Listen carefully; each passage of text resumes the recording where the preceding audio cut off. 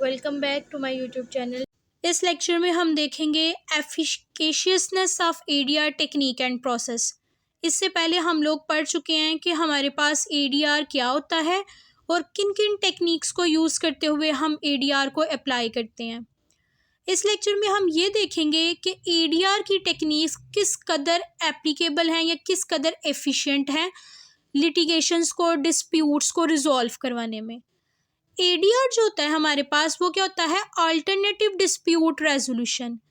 किसी भी कन्फ्लिक्ट को, कोई भी ऐसा कन्फ्लिक्ट जो दो इंडिविजुअल के दरमियान, दो पार्टीज़ के दरमियान, ऑर्गेनाइजेशन के दरमियान या दो से ज़्यादा के दरमियान अराइज हो रहा हो, उसको outside of the court room जो सॉल्व करवाने का मेथड होता है उसको कहते हैं एडीआर। अब एडीआर को अगर हम ट्रेडिशनल कोर्ट से कंपेयर करके देखें तो समहाउ हम ये बोलेंगे कि जो एडीआर की टेक्निक्स हैं वो मोर इफ़ेक्टिव हैं, एफिशिएंट हैं देन लिटिगेशंस प्रोसेस।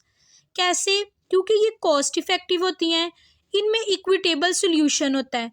इन सारी चीज़ों की वजह से अब जो दुनिया का लीगल सिस्टम है ना, वो एडीआर टेक्निक्स को अपनाने की तरफ आ रहा है। वो इस चीज़ की ज़रूरत महसूस कर रहे हैं कि हमें एडीआर की तरफ जाना चाहिए।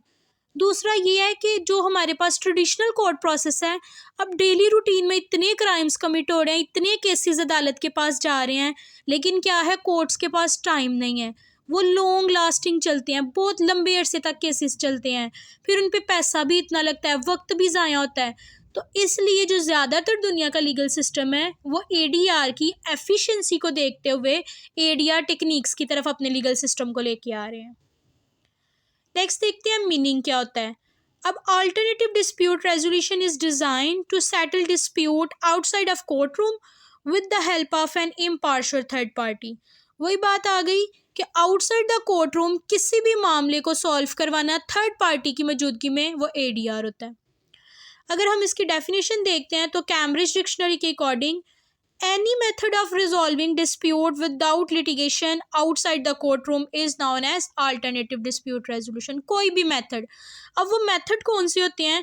वो होते हैं negotiation, mediation, arbitration, conciliation, mini trial, collaborative law, online ADR. इन सब का डिटेल मैंने इससे पिछले लेक्चर में एक्सप्लेन कर दिया है। इन सबको अच्छी तरह से जानने के लिए आप एक दफ़ा वो वाली वीडियो ज़रूर वॉच कीजिएगा, उसका लिंक मैं डिस्क्रिप्शन बॉक्स में दे दूँगी। अब हम ये देखते हैं जो हमारा मेन टॉपिक है कि ये जो मेथड्स हैं एडीआर के, ये किस तरह से इफ़ेक्टिव हैं, किस तरह से ये एफिकेशियसनेस होते हैं ये ट्रेडिशनल कोर्ट से। सबसे पहला पॉइंट तो ये आ जाएगा कि स्पीड। जो एडीआर मेथड्स हैं वो जनरली फास्ट होते हैं लिटिगेशन से और अलो करते हैं टाइमली रेजोल्यूशन। अब क्या होता है, अगर हम ट्रेडिशनल कोर्ट की तरफ जाते हैं, सबसे पहले हमें केस फाइल करना पड़ता है, फिर हमें एविडेंस कलेक्ट करने पड़ते हैं, हमारा ट्रायल होता है, ट्रायल के बाद हेयरिंग होती है, फिर जजमेंट होती है, फिर जाके कोई इसका फैसला आता है। और इस सारे प्रोसेस में माइट भी पॉसिबल आपके 2 to 3 वीक्स भी लग जाए, 2 to 3 ईयर्स भी लग जाए। तो ये एक, अगर एडीआर में देखे जाए, एडीआर की जो टेक्निक है मीडिएशन एंड निगोसिएशन, इसमें क्या होता है, 2-3 हेयरिंग होती हैं, 2-3 दफ़ा मिल बैठ के बैठते हैं और मामले को हल कर लेते हैं। With in weeks, with in month इसमें जो है ना फैसले हो जाते हैं। तो एडीआर की एफिकेशियसनेस ये है कि ये स्पीडी प्रोसेस है as compare to traditional court. Next आ जाएगा कॉस्ट। अगर हम ट्रेडिशनल कोर्ट के प्रोसेसेस को देखेंगे तो उसमें हमारे पास क्या आता है, कॉस्ट। उसमें हमने लॉयर को हायर करना होता है, लॉयर की फ़ीस देनी होती है, उसके बाद हमने कोर्ट की फ़ीसिस पे करनी होती हैं, फिर जितने भी हमारे पास फ़ाइन्स होते हैं, जो चीज़ें भी होती हैं वो हमें पे करनी होती हैं।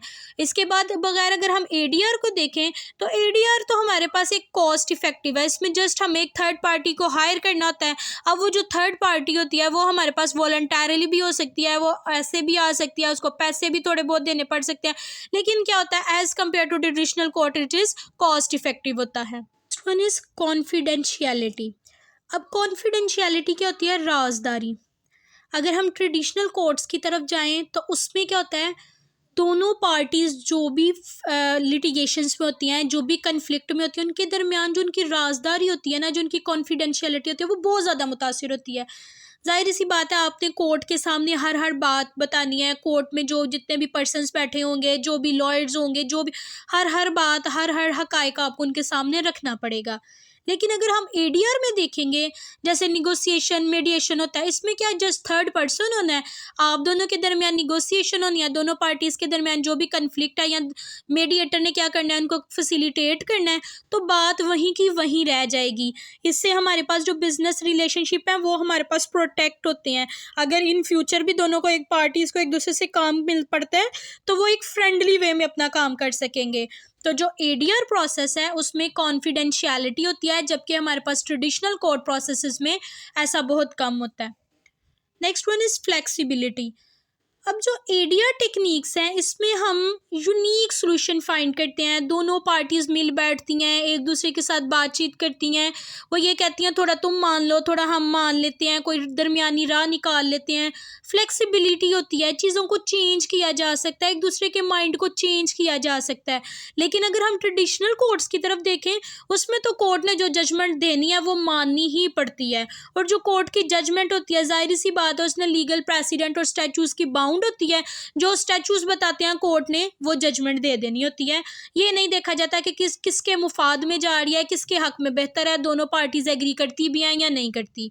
तो इसलिए एडीआर का एक एफिकेशियसनेस ये है कि ये फ्लेक्सिबल होता है। Next one is control. अब एडीआर में देखा जाए तो parties have more control over the outcome in ADR as compare to as they actively participate in the resolution process. दोनों पार्टीज़ एक्टिवली पार्टिसिपेट करती हैं, अपने अपने आर्ग्यूमेंट्स देती हैं, अपनी बात को बनाती हैं, मिल बैठ के मसले का हल निकालती हैं। लेकिन जो ट्रेडिशनल होता है कोर्ट्स प्रोसेस होता है उसमें सारे का सारा कंट्रोल जज के हैंड में होता है, वो क्या फ़ैसला देता है, किस तरफ को केस लेके जाता है, क्या जजमेंट मिलती हैं। तो पार्टीज़ का कोई कंट्रोल नहीं होता लिटिगेशन के प्रोसेस में। लेकिन अगर हम आउट्स ऑफ द कोर्ट इसको सॉल्व करते हैं तो जाहिर सी बात है पार्टीज़ के हैंड में होता है कि वो अपने मसले को किस तरफ लेके जा रही हैं, क्या फ़ैसला करती हैं और क्या इसमें होता है। नेक्स्ट आ जाएगा प्रिजर्विंग रिलेशनशिप। अब जो एडीआर प्रोसेसेस है ना are better at preserving relationship because they promote open communication and corporation, कि दोनों आपस में कम्युनिकेट करते हैं, खुद से फैसले मामले को सॉल्व करते हैं, बाहर बात फैलाते नहीं हैं।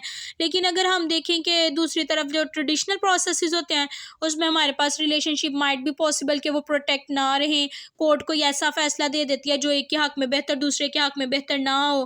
तो इस वजह से वो ये कहते हैं कि जो एडीआर प्रोसेस है वो बेटर होता है प्रिजर्विंग रिलेशनशिप के लिए, because they promote open communication and corporation which can be particularly vital in family, business or community disputes. Next one is adherence to decision. अब क्या होता है कि जो आर्बिट्रेशन होती है, आर्बिट्रेशन में हमने ये पढ़ा था ना कि हमारे पास जो आर्बिट्रेटर होता है थर्ड न्यूट्रल पार्टी होती है, थर्ड न्यूट्रल पर्सन होता है, उसने जो फैसला देना होता है, जैसे कोर्ट का फैसला बाइंडिंग होता है ऐसे आर्बिट्रेटर का भी बाइंडिंग होता है। अब जो आर्बिट्रेशन होता है उसकी बाइंडिंग नेचर होने की वजह से क्या होता है, हम जो एडीआर में फैसले करते हैं वो मुस्तकिल के लिए बाइंड हो जाते हैं, बाउंड हो जाती हैं पार्टीज़। तो क्या होता है अगर उस तरह का कोई लिटिगेशन फ्यूचर में भी पेश आता है तो वो लिखा जाने की वजह से, वो बाइंडिंग होने की वजह से मुस्तकबिल में भी उनके दरमियान वो डिस्प्यूट अराइज नहीं होता। Next one is court backlog relief. अब जो कोर्ट के ऊपर इतना बड़ा बर्डन पड़ा हुआ है केसेस का, एडीआर की एफिकेशियसनेस ये है कि ये मामलात को आउटसाइड द कोर्ट सुलझा देती है और कोर्ट के बर्डन को रिड्यूस कर देती है। ये तो थी एफिकेशियसनेस कि एडीआर प्रोसेसेस में हम एडीआर की तरफ अगर जाते हैं तो क्या क्या हमें इफेक्टिवनेस मिलती हैं, क्या क्या हमारे पास बेनिफिट्स होते हैं। अब जाहिर सी बात है एडीआर को चैलेंजेस भी है, कोई भी चीज़ तो परफेक्ट हो नहीं सकती। अब देखते हैं कि इसको चैलेंजेस कौन से हैं। First one is unequal bargaining power. अब जाहिर है जो दो पार्टीज लिटिगेशन में है, कन्फ्लिक्ट में है, उनके दरमियान इम्बैलेंस पावर हो सकती है बिटवीन द पार्टीज, जो हाइंडर हो सकती है efficiency of negotiation and arbitration, as the weaker party may feel pressure to accept an unfair settlement. कि जो पार्टी वीक होगी, हो सकता है कि जो पार्टी जिसके पास ज़्यादा पैसा है या ज़्यादा अमीर है या इन्फ्लुएंशियल है वो पार्टी के ऊपर प्रेशर डाले कि नहीं भाई तुम इस तरह बात मान लो, तुम इस तरह बात मान लो। ये भी इसका एक चैलेंज है कि कोर्ट में तो ये होता है ना कि जज ने जो फैसला दिया उसको हतमी तस्वुर किया जाएगा, लेकिन एडीआर प्रोसेस में माइट भी पॉसिबल कि जो पार्टी थोड़ी वेल्थी होगी, पावरफुल होगी, वो दूसरी पार्टी को सुप्रेस करने की कोशिश करेगी। Next one is non compliance. In arbitration, there may be instance of non-compliance with the arbitrator decision leading to further legal action. वो कहते हैं हो सकता है कि आर्बिट्रेशन में जो आर्बिट्रेटर फैसला दें दोनों पार्टीज उस पर रजामंद ना हो और ना होने की वजह से दोबारा से वो कोर्ट की तरफ रजू करना स्टार्ट कर दें, तो ये भी एक इसकी लिमिटेशन है। Quality of ADR practitioner. अब जो एडीआर में हमारे पास मीडिएटर होता है, निगोसिएशन होते हैं, आर्बिट्रेटर होते हैं, कॉन्सिलिएटर्स होते हैं, हो सकता है कि सम टाइम कोई ऐसे हायर कर लिए जाएं जो कि उस केस के लिहाज से इफेक्टिव ही ना हो, उनको उस केस का कोई सम हाउ ही ना हो, उनमें स्किल्स और ट्रेनिंग का लेक हो। तो ये भी इसकी एक लिमिटेशन है कि उस बंदे को उस बात का ही नहीं पता जो फैसला करने आया, तो वो किस तरह से इनके दरमियान डिस्प्यूट को सॉल्व करेगा। Next one is mandatory ADR. अब वो कह रहे हैं कि some jurisdiction mandatory ADR process before parties can proceed to litigation which may not always be suitable for all cases and can result in procedural backlog. कि बाज़ात ऐसा होता है, कुछ जुरिस्डिक्शन में ऐसा भी होता है, पार्टीज़ को लिटिगेशन की तरफ जाने से पहले हमेशा एडीआर की तरफ जाना पड़ता है। वो इसलिए क्योंकि लीगल सिस्टम में ऐसा लिखा होता है, और ऐसा करने से माइट भी पॉसिबल कि दोनों पार्टीज़ जो हैं वो इस बात पे एग्री ना हो कि हमने एडीआर करवाना है, हमने कोर्ट की तरफ ही जाना है, लेकिन कोर्ट की तरफ से वो बाउंड है कि एडीआर करवाएं। Next one is confidentiality and privacy concern. While the confidentiality of ADR can be advantage, it may also raise concern about transparency and accountability, particularly in case involving public interest. वो कहते हैं कि बेशक confidentiality ऊपर हमने पढ़ा था कि ये इसकी एफिकेशियसनेस है, लेकिन हो सकता है कि जो पार्टीज़ के दरमियान डिस्प्यूट अराइज हुआ है वो किसी पब्लिक इंटरेस्ट का हो, तो जब पब्लिक ही नहीं इंटरफेयर करेगी उसमें, तो वो किस तरह से मामला एक एक्सेप्टेबल सोल्यूशन की तरफ जाएगा। तो ये भी इसकी एक लिमिटेशन है।